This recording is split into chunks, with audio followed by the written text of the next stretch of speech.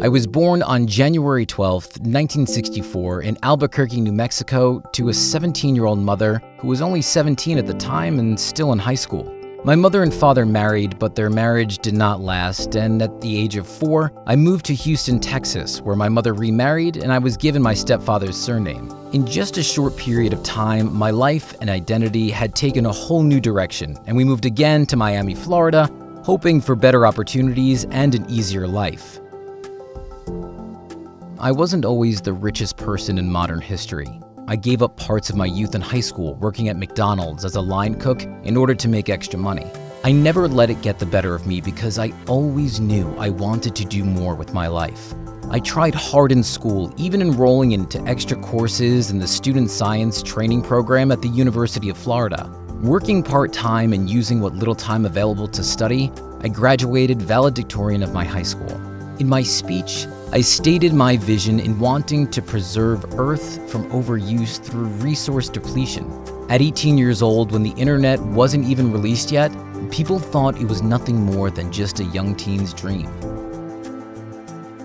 At first, I didn't know what major to choose in college, but then I remembered building an alarm system when I was younger to catch my siblings when they tried to sneak into my room. So I attended and graduated from Princeton University with degrees in electrical engineering and computer science, and began working for a number of companies, from a financial telecommunications startup to banking, where I gained valuable knowledge about the inner workings of Wall Street.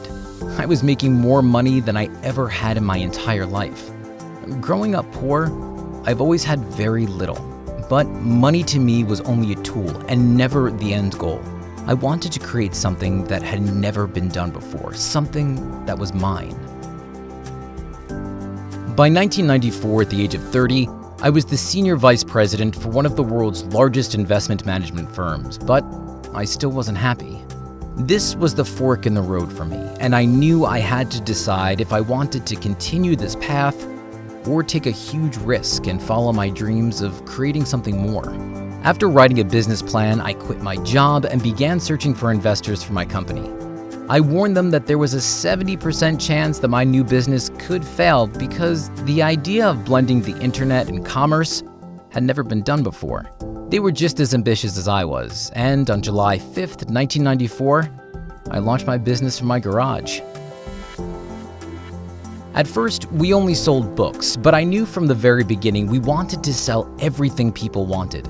It was always clear to me that the internet was going to revolutionize the way people lived, and physical bookstores seemed like one of the more obvious things that would change. It didn't take long until people began ordering all types of books from our website, and we eventually began selling music and videos. To bring back a little nostalgia from my childhood, I installed a bell to notify anyone when we got an order.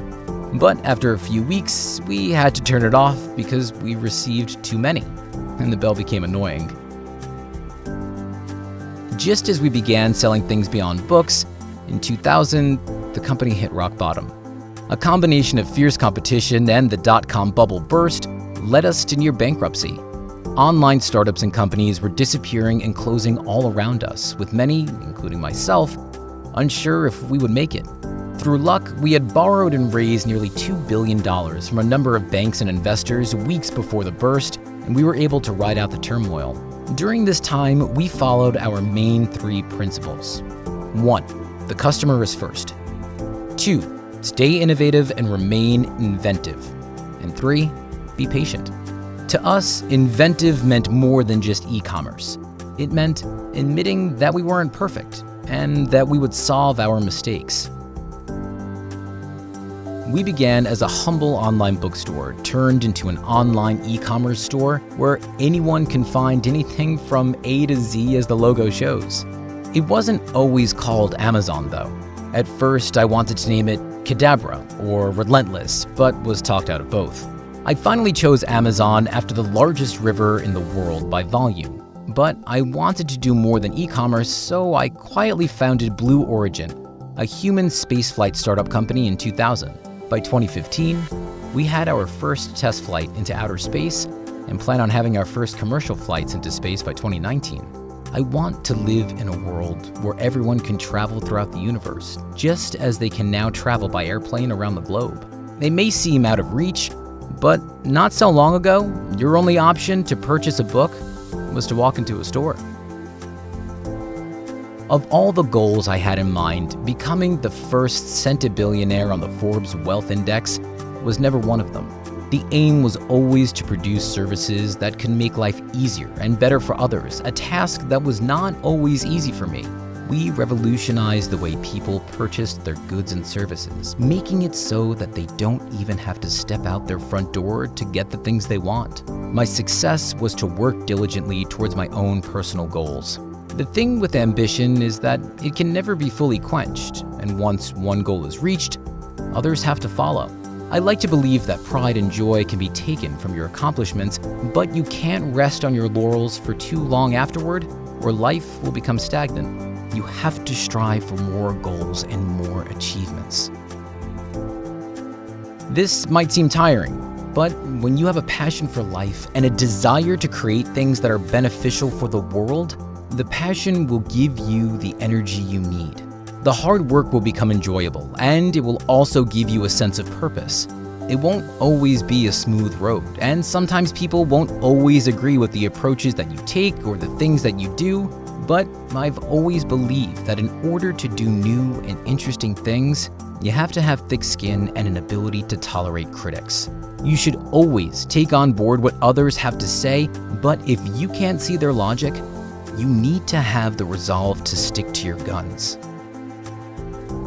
My name is Jeff Bezos, and I am the founder, chairman, and chief executive officer of Amazon.com. Hey guys, we hope this video was both inspirational and educational to you. If you would like to share your own stories about pursuing your dreams, building your business, thriving in your professional careers, or simply accomplishing something you're proud of, please submit it to us via the link. We'd love to tell your story.